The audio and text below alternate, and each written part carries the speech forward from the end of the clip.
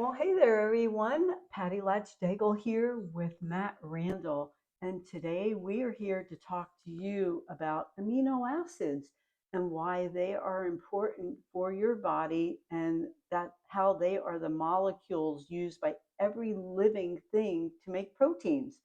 So let's go ahead and start out. What do amino acids do for the human body?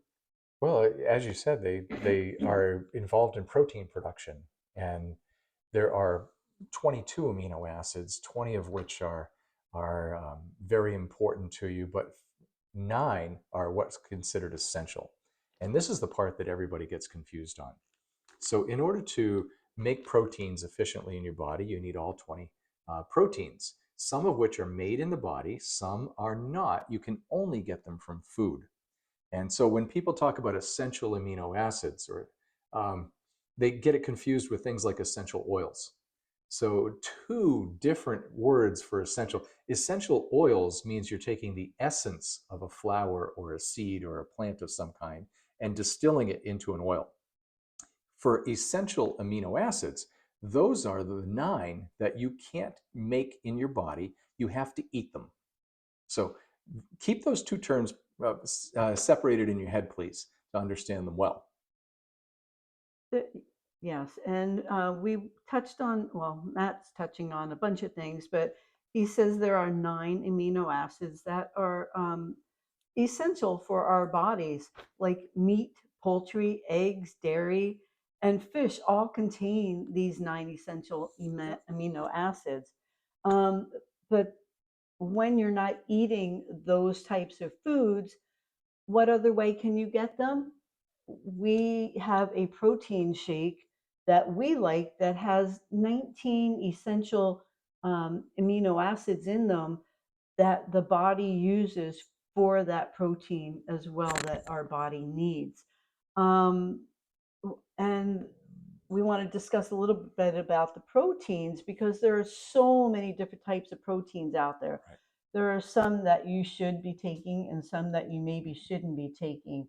And Matt is my nutrition pro, so I'm going to let him talk a little bit about the soy, the whey, the pea protein, and what the difference is that so you can get a good grasp on it. Well, I am a certified nutrition coach and a fitness coach. So I've been involved in the health and wellness fitness industry for over 40 years now. And what I've learned is that is two things which seem to be in conflict with each other.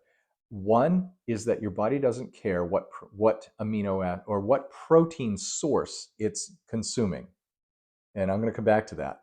At the same time, it does really what's important is the quality of those protein sources. And the reason I say that is it doesn't care what protein source. So whether you're eating meat, dairy, fish, or vegan proteins, vegetable proteins, your body doesn't care. It's all going to break them down into amino acids and rebuild it into the proteins that your body needs to create muscle growth, right?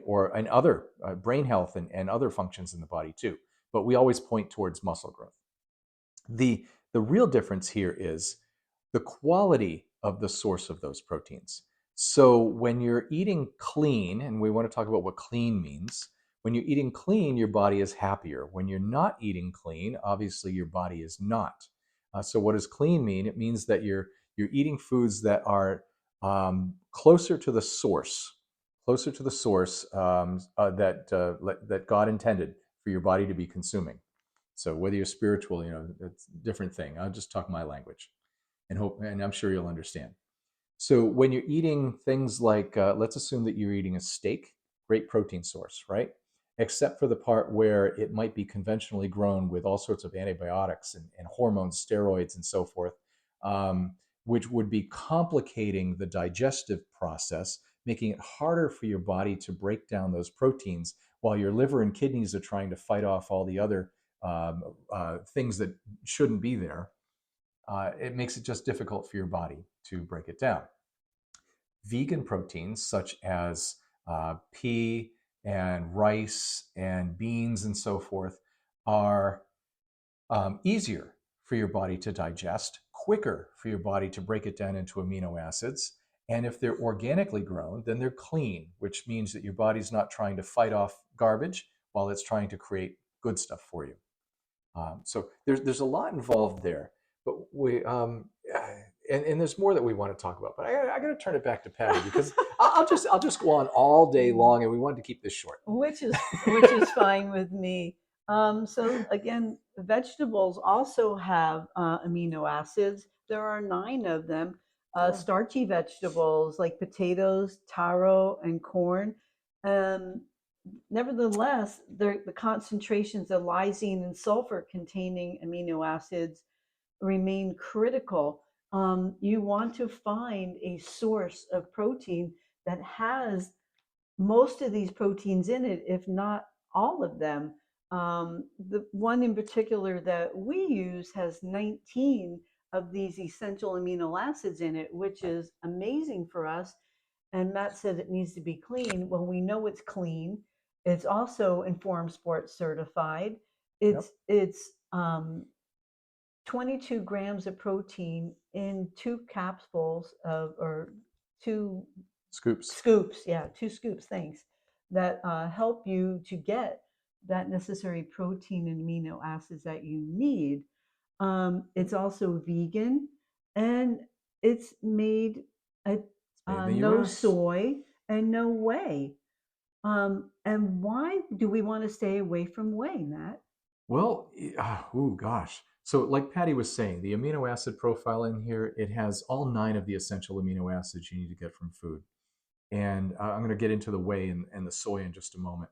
But importantly here, when you're using a vegan source of protein, you need to get it from a combination of sources because no one vegetable or no one fruit has all the essential amino acids that your body needs. So there's a combination of pea and brown rice and chia seed in here, which will give you the complete amino acid profile that our bodies need.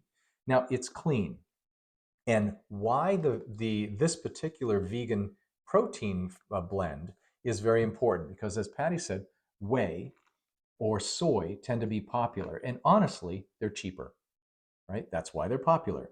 The problem is both whey and soy, and let me treat them differently. Whey is a byproduct of milk production. It's one of those things uh, that the industry. I have to be really careful with these things. Whey is a byproduct of milk production. It's a protein, and it used to be thrown away Mm-hmm. because it was just not useful until somebody said, we're throwing away all this stuff. Can we figure out something we can do with it? Oh, look, it has some protein in it. Right? The problem is so many people in the United States are dairy intolerant or have different lactic acid issues with digestion. And that's part of the standard American diet is called SAD for a reason. It is SAD. And it causes issues with lactic acid digestion and other things, gluten intolerance and so forth. So because whey is hard to digest, causes inflammation in our body. And especially for those people who don't understand that it's a dairy product, and so they're eating it thinking that it's good for them and it's cheap and they need more protein. That's wonderful, but they're causing other problems in at the same time. So let me ask you a question. Why is it that bodybuilders feel that they need whey protein? I know it helps them to build their muscles up, but is there a negative effect to that as well? Yes, yes. For bodybuilders need more protein if they want to create more muscle mass. That's the only way you're going to do that. You have to create resistance, you have to break down the tissue, and then rebuild the tissue bigger and better than it was before. Whey protein is simply a cheap process for making that happen. And you can get nothing but whey protein in a powder. You can mix it with whatever you want, but bodybuilders prefer it because it's inexpensive for the most part. What they don't understand is it's causing the inflammation, which is often present or identified as lactic acid buildup and the soreness you experience after a really good workout. And that's lactic acid building up in your muscle tissue that's not being released, which it naturally would if you were on an all organic, low inflammatory type of diet. So people get sore and stiff the morning after. And that's where beginners, they go to the gym for a couple of days Yeah. and they feel horrible afterwards and never go back. Yeah, and we do have plenty of gym owners who use this typical or this brand of protein that we Mhm. take, and their trainers and trainees do not take whey, and they still Right. get the muscle growth and the strength that they are going after to be bodybuilders and to do those competitions. Yep. We know plenty of people that do competitions, and none of them take away because of some of the damage that can happen to the body. So Going back to another video we did on the molecular hydrogen, again, this is why we want the molecular hydrogen in our body before and after we work out, to help break down some of that lactic acid that has a problem breaking down otherwise. definitely. So I take hydrogen before and after I go to the gym. But that's like you said, a Yeah, different that was another podcast. podcast. What Patty's alluding to on this particular protein is that it's Informed Sport certified, and not a lot of people are familiar with the company Informed Sport. But what that means is that they test every single batch of this protein for banned substances or things that could be identified in a test as banned substances. So this is completely safe. It's USDA organic as well. USDA organic. Try to say that clearly. So it means that athletes, all the way up to the International Olympic Committee, can trust it for their workouts. Now, we didn't talk about soy yet. I No, go didn't want to ahead. forget about No, soy. yeah, soy is important as well because many of us shouldn't have soy. Well, for those people who are lactose intolerant, have a hard time with the whey protein, they often turn to soy, saying, "Oh, it's vegan; it must be better for me." And it's another cheap source of protein, and soy is in many ways it's very good, except for the fact that 90% of the soy grown on the planet is genetically modified and it's conventionally grown.